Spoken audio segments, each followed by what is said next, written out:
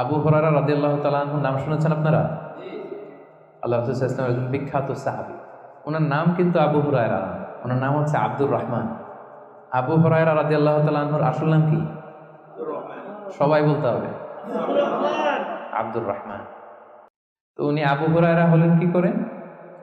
হিররাতুন মানে বিড়াল, আর হুরায়রা মানে ছোট্ট বিড়াল। তো উনি বিড়াল পালতেন, বিড়াল নিয়ে দুষ্টামি করতেন। আমাদের অনেকে শখ আছে, ঘরে আমরা বিড়াল পালি। তো উনি একবার ঢোলা জামা, এই জুব্বার আস্তিনের মধ্যে বিড়াল নিয়ে রাসূল সাল্লাল্লাহু আলাইহি ওয়াসাল্লামের কাছে আসছেন। আল্লাহ রাসূল দেখলেন যে আবু হুরায়রা বিড়াল নিয়ে দুষ্টামি করতেছে। তো আল্লাহ রাসূল সাল্লাল্লাহু আলাইহি ওয়াসাল্লাম রসিকতা করে মজা করে ডাক দিলেন, ইয়া আবা হুরায়রা, এই বিড়ালের বাবা। আসলে নাম কি ছিল? আব্দুর রহমান। টাকা দরকার ছিল ইয়া আব্দুর রহমান। এটা না ডেকে রাসূল সাল্লাল্লাহু আলাইহি ওয়াসাল্লাম মজা করে বললেন, ইয়া আবা হুরায়রা, হে বিড়ালের বাবা।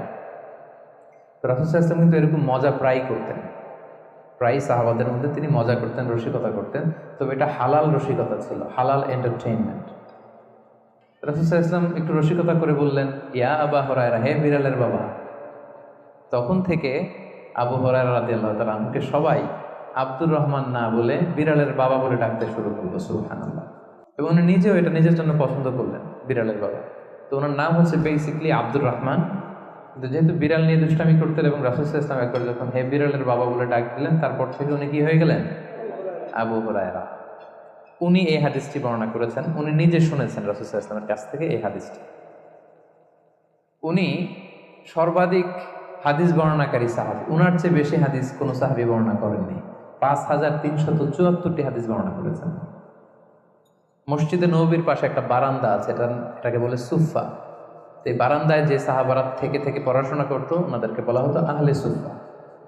আবু হুরায়রা রাদিয়াল্লাহু তাআলা আনহু এই আহলে সুফার সদস্য ছিলেন। উনি বলতেন যে আমাদের অনেক সাহাবারা ব্যবসা করতো, কেউ এটা করতো সেটা করতো, আমি কিছুই করতাম না। আমার শুধু খাওয়ার ব্যবস্থাটা হইলেই আমি রাসূল সাল্লাল্লাহু আলাইহি ওয়াসাল্লামের সাথে থাকতাম, সারাদিন থাকতাম, আর উনি যাই বলতো আমি এটা মানুষের কাছে বর্ণনা করে পৌঁছে দিতাম, সুবহানাল্লাহ। এজন্যই উনি এত হাদিস বর্ণনা করেছেন। শুরুতে উনি এত হাদিস বর্ণনা করতে পারতেন না। উনি একবার বললেন, ইয়া রাসূলুল্লাহ সাল্লাল্লাহু আলাইহি সাল্লাম, আসমা'ু মিনকা হাদিসান কাসীরান, আমি তো আপনার কাছ থেকে অনেক হাদিস শুনি, ফালা আহফাজ, কিন্তু এগুলো আমার মনে থাকে না, কি করব? আল্লাহ রাসূল সাল্লাল্লাহু আলাইহি ওয়াসাল্লাম বললেন, উবসুত রিদাক, তুমি তোমার চাদরটা বিছিয়ে দাও। আবু হুরায়রা রাদিয়াল্লাহু তাআলা আনহু চাদর বিছিয়ে দিলেন। রাসূল সাল্লাল্লাহু আলাইহি ওয়াসাল্লাম ওই চাদরের মধ্যে এরকম হাত বুলিয়ে দিলেন, বললেন এবার এটা গায়ে দাও। এটা গায়ে দেওয়ার পর থেকে উনি বললেন, এরপর থেকে জীবনে যত হাদিস শুনেছি আল্লাহ রাসূল সাল্লাল্লাহু আলাইহি ওয়াসাল্লামের মুখ থেকে একটাও ভুলি নাই, একটাও ভুলিনি। রাসূল সাল্লাল্লাহু আলাইহি ওয়াসাল্লামের দোয়ার বরকত, রাসূল সাল্লাল্লাহু আলাইহি ওয়াসাল্লামের দোয়ার বরকতটা এরকম ছিল, উনি যদি কোনো লোনা পানির কুয়ার মধ্যে